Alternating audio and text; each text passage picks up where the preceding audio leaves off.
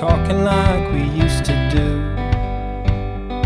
It was always me and you, shaping up and shipping out. Check me in and check me out. Do you like walking in the rain? When you think of love, do you think of pain? Hello, what's your name and what do you do for this organization? My name is Ruben Gallegos Jr., and I'm the Executive Director for International Educational Services. When was this organization founded and by whom? This organization was founded in 1987 by my father, Dr. Ruben Gallegos. And what is the purpose for this organization?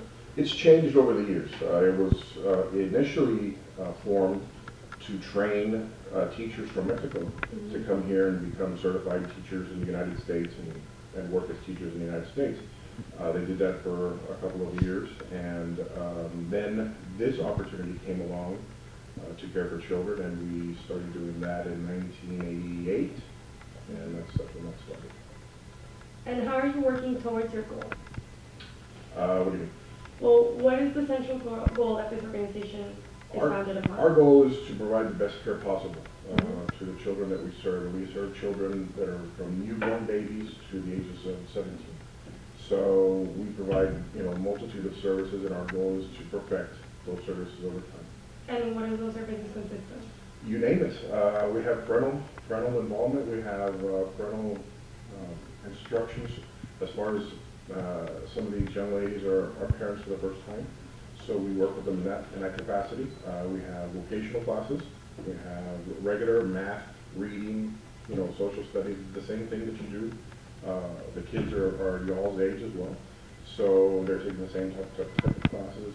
We have certified teachers and non-certified teachers that are called instructors. So it runs the gamut, just like if you're going, just pretend this is kind of like a private school, basically is what it comes down to. How do other people contribute to this organization? Fortunately, the federal government funds this program 100%. So we don't have to rely on community-based organizations or people, giving us donations and things like that. So it's a good situation in that regard. Do you have any problems with the kids sometimes? Like, do they fit in? Believe it or not, we don't. These kids are not criminals. They're not, people like to say that, they belong to gangs and things like that, and it's just not the reality. We deal with a very specialized population, the very, very young children, females who may or may not be pregnant or have small children with them, and then teenage boys. And do you take care of their children if they're pregnant in that case? Well, they take care of their children. We teach them how to take care of their own children. And so yes, we do have foster families that work with them and of course care for the babies. But what our goal is to teach them to care for the babies. And how many kids have you had in this organization? We've been in existence about 27 years. So, I couldn't tell you. We're probably serving right now about 2,000 or 3,000 a year. So I'd have to do the math, and then it was a lot less when we first started.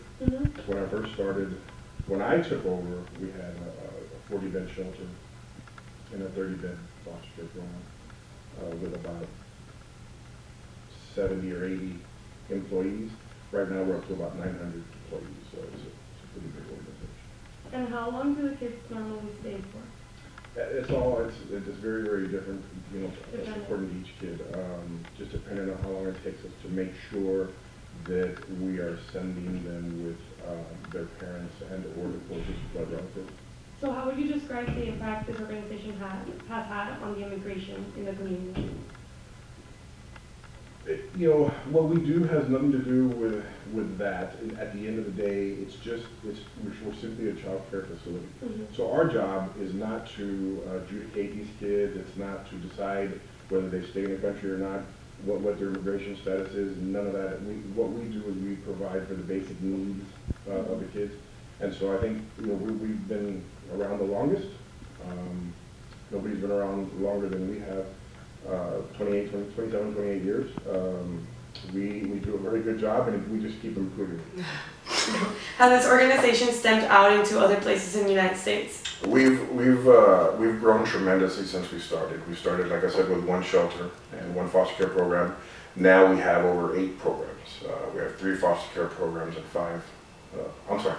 3 shelter care programs and 5 foster care programs. And where are they located?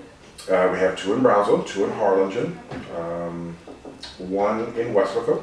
We have 1 shelter in Driscoll, Texas, 1 in San Benito, and 1 in Los Fresnos. Do you have any plans for expansion out of Texas? I never have. I've always just, been kind of wanted to make what we have to be the best, but we'll do what we have to do to provide the best services that we can. So if we're asked to help in the future, of course, we'd consider it. It's hard work, but we'd consider it.